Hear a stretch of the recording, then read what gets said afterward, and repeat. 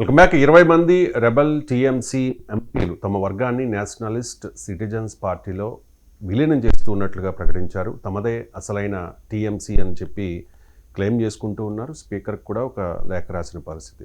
Sir, పెద్దగా ఎవరికి తెలియని నేషనలిస్ట్ సిటిజన్ పార్టీలో విలీనం చేశారు తమ వర్గాన్ని అండ్ ఎన్డీఏకు మద్దతు ఇస్తూ ఉన్నట్లు కూడా ప్రకటించారు. సార్, అసలు ఈ టీఎంసీ రెబల్స్ వ్యూహం ఏంటి సార్? అంటే ఇది మీరు అన్నట్లు ఎవరికి తెలియని పార్టీ. ఇది త్రిపురలో రిజిస్టర్ అయి ఉంది. మొదలు సిటిజన్ పార్టీ ఆఫ్ ఇండియాగా త్రిపుర లాంచ్ అయింది. తర్వాత బెంగాల్లో నేషనల్ సిటిజన్ పార్టీ ఆఫ్ ఇండియాగా రిజిస్టర్ అయింది. కోల్కతాకు చెందిన ఒక ఉమెన్ మహిళ రిజిస్టర్ అయితే ఊరు పెద్దగా ప్రాముఖ్యత లేని పర్సన్.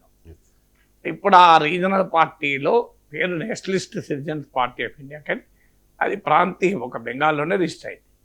సో ఆ పార్టీలో మెర్జ్ అవుతున్నట్టు ప్రకటించారు. ఇది ప్రకటన ఎప్పుడు జరిగింది, ఎలా జరిగింది? బీజేపీ నాయకులైన భూపేంద్ర యాదవ్ ఇంట్లో సమావేశమయ్యారు ఈ రిబల్ ఎంపీలంతా. తర్వాత వెళ్ళి ఓం బిర్లాను కలిశారు.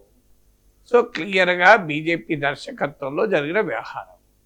ఎందుకు జరిగింది నేషనల్ సిటిజన్ పార్టీ ఆఫ్ ఇండియాలో అంటే, సో ఇప్పుడు ఈ మనకు యాంటీ డిఫెక్షన్ లా ప్రకారము 2/3 ఆఫ్ ఎంపీస్ కానీ ఎమ్మెల్యేస్ కానీ ఇంకో పార్టీలో మెర్జ్ అయితే మెర్జ్ అయిన వారికి యాంటీ డిఫెక్షన్ లా వర్తించదు, మెర్జ్ కాని వారికి కూడా యాంటీ డిఫెక్షన్ లా వర్తించదు. సో అందువల్ల యాంటీ డిఫెక్షన్ లా నుంచి తప్పించుకోవటానికి వేసినటువంటి ఎత్తుగడ. సో మరి ఇలా ఎందుకు వేశారు? 2/3 ఎమ్మెల్యేస్ కనుక బయటికి వస్తే మాదే రియల్ టీఎంసీగా ప్రకటించుకోవచ్చు. ఎందుకంటే చీలిక వర్గం అనే కాన్సెప్ట్ లేదు, గతంలో ఉండే, కానీ వాజ్పేయి ప్రభుత్వ హయాంలోనే ఆ క్లాస్ తీసేశారు. అంతకుముందు ఉన్న చట్టంలో 1/3 బయటికి వస్తే దాన్ని చీలిక గ్రూప్గా గుర్తించేవారు. సో అది తీసేసిన తర్వాత ఇప్పుడు ఒక మెర్జర్ క్లాసే ఉంది. అందువల్ల 2/3 కనుక బయటికి వస్తే మాదే అసలైన పార్టీగా వాళ్ళు క్లెయిమ్ చేసుకోవచ్చు. కానీ అది ఇప్పుడే తేలదు, దానికి లీగల్ బ్యాటిల్ ఉంటుంది. ఎస్, శివసేన విషయంలో, ఎన్సీపీ విషయంలో బీజేపీతో కలిసి వచ్చిన చీలిక వర్గాలే రియల్ పార్టీలుగా ఫైనల్గా కోర్టుల్లో కూడా డిసైడ్ అయ్యాయి. ఇప్పుడు కూడా జరిగితే జరగచ్చు, చెప్పలేమది. ఎందుకంటే that is a long process. మీకు కోర్టులో వెళ్తాయి, ఒరిజినల్ పార్టీ ఏది, మీకు పార్టీ ఆర్గనైజేషన్ ఎవరి చేతిలో ఉంది, ఇలాంటి అనేక ప్రశ్నలు వస్తాయి. సో అందువల్ల ఆ ప్రాసెస్ ఇంకా సమయం పడుతుంది కనుక ముందైతే ఈ మెర్జర్ మాదే ఒరిజినల్ తృణమూల్ కాంగ్రెస్, మా తృణమూల్ కాంగ్రెస్ తీసుకెళ్ళి మేము నేషనలిస్ట్ సిటిజన్ పార్టీ ఆఫ్ ఇండియాలో విలీనం చేస్తున్నాం అని చెప్పి చేరిపోయారు. సో ఇమీడియట్గా యాంటీ డిఫెక్షన్ లా వర్తించదు. యాంటీ డిఫెక్షన్ లా పైన సుప్రీంకోర్టు ఏ తీర్పు ఇచ్చినా ఇబ్బంది ఏం లేదు. ఇక మిగిలింది ఏంటి నెక్స్ట్? ఇక మీకు ఆల్రెడీ రిబల్ ఎంపీల సుదీప్ బందోపాధ్యాయ ప్రకటించాడు కూడా, మా పోరాటం మాదే రియల్ టీఎంసీ అన్న పోరాటం కొనసాగుతుందని కూడా ప్రకటించారు. సో ఆల్రెడీ స్పీకర్ లేఖ ఇచ్చారు, మాదే రియల్ తృణమూల్ అని కాదు, ఈ చీలిక ఈ బయటికి వెళ్ళిన వారు గుర్తించకూడదు అని ఒరిజినల్ తృణమూల్ కాంగ్రెస్ తరఫున అభిషేక్ బెనర్జీ కూడా లేఖ ఇచ్చారు. స్పీకర్ దీనిపైన డిసిషన్ తీసుకుంటాడు. బహుశా స్పీకరు, ఎందుకంటే ఇదంతా బీజేపీ బహిరంగంగానే నడిపిస్తోంది కనుక ఈ నేషనలిస్ట్ సిటిజన్ పార్టీ ఆఫ్ ఇండియాలో చేరి అది ఇప్పుడు ఎన్డీఏలో ఇంకో పక్షంగా మారిపోయింది కనుక, సో ఆటోమేటిక్గా బీజేపీ నాయకుడైన ఓం బిర్లా స్పీకర్ అనివార్యంగా ఈ రిబెల్ గ్రూప్ని రియల్ టీఎంసీగా గుర్తిస్తారు. దానిపైన అనివార్యంగా మమతా బెనర్జీ నాయకత్వం తృణమూల్ కాంగ్రెస్ కోర్టుకు వెళ్తుంది. కోర్టులో తేలాలి ఒరిజినల్ తృణమూల్ కాంగ్రెస్ ఏది, అది మెర్జ్ అయిందా లేదా అనేది తేలాలి. అప్పటిదాకానైతే యాంటీ డిఫెక్షన్ లా వర్తించదు. అందువల్ల ఇదేమో కేవలం పేరుకి, ఈ పార్టీ ఏమీ లేదు ఎక్కడ, వీళ్ళు కూడా ఆ పార్టీలు ఏం లేదు, వారు బీజేపీ సభ్యులుగానే అప్రకటిత బీజేపీ సభ్యులుగా పనిచేస్తారు. బహిరంగంగా ఎన్డీఏలో భాగస్వామైన ఓ మిత్రపక్షం తెలుగుదేశం పార్టీ, జేడీయూ లాగా వీరు కూడా Nationalist citizen party of India కూడా ఎన్డీఏలో ఇంకో పార్టీగా, దానికి 20 మంది ఎంపీలు ఉన్న పార్టీగా అది రూపాంతరం చెందుతుంది. దీనివల్ల ఏమవుతుందంటే ఎన్డీఏ బలం పెరిగిపోతుంది.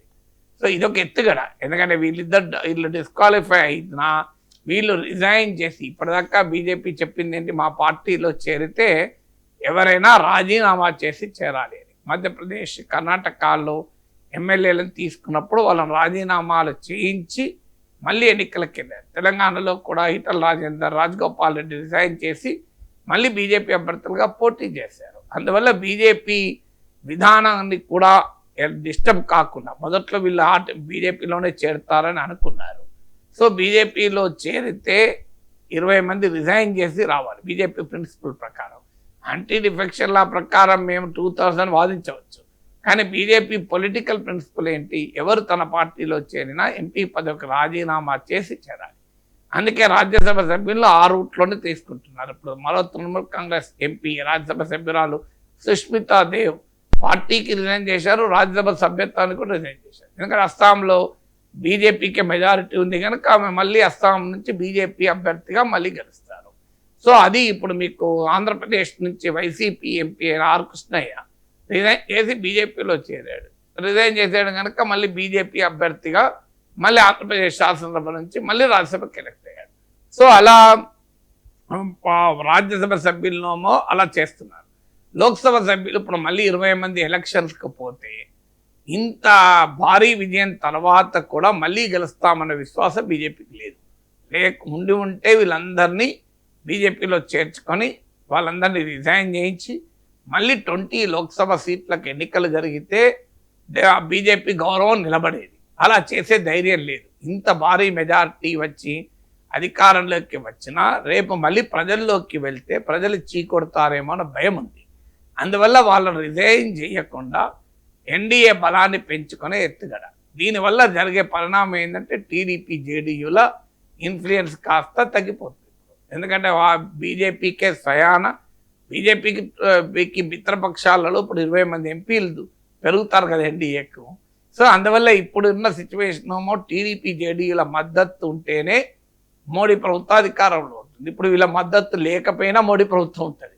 అందువల్ల మిత్రపక్షాలకు విషయంలో మరింత ఏకపక్షమైన కఠినమైన వైఖరి బీజేపీ తీసుకోవటానికి కూడా ఈ పరిణామాలు ఉపయోగపడతాయి. మిత్రపక్షాల బేరమాడే శక్తి, బార్గెనింగ్ పవర్ కూడా తగ్గిపోతుంది.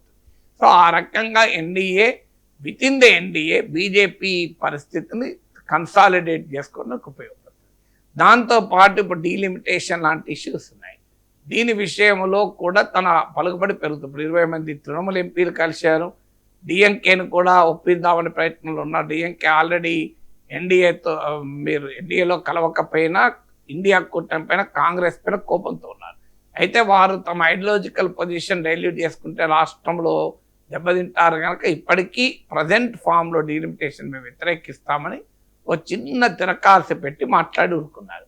అంతకుముందేమో డీలిమిటేషన్ యాక్సెప్ట్ చేయమన్నారు, ఇప్పుడు ఇన్ ప్రజెంట్ ఫామ్ అన్నారు. అంటే ఆ ఫామ్ను కాస్త మార్చి డిఎంకేను కూడా ఒప్పించే అవకాశం కూడా ఉంది. అందువల్ల వివాదాస్పదమైన బిల్లుల్ని తనకు అనుకూలంగా మలచుకోవటానికి కూడా ఒక ఎత్తుగడగా ఈ 20 మంది ఎంపీల రాజీనామా చేయకుండా వారు బీజేపీలో చేరితే పొలిటికల్ ప్రిన్సిపల్ ప్రకారం రాజీనామా చేయాలి కనుక వారిని ఈ కొత్తగా ఊరు పేరు లేని పార్టీలో చేర్చి వాళ్ళని ఎన్డీఏలో కలుపుకున్న ఒక పెద్ద డ్రామా నాటకం మన కళ్ళ ముందు కనబడుతుంది.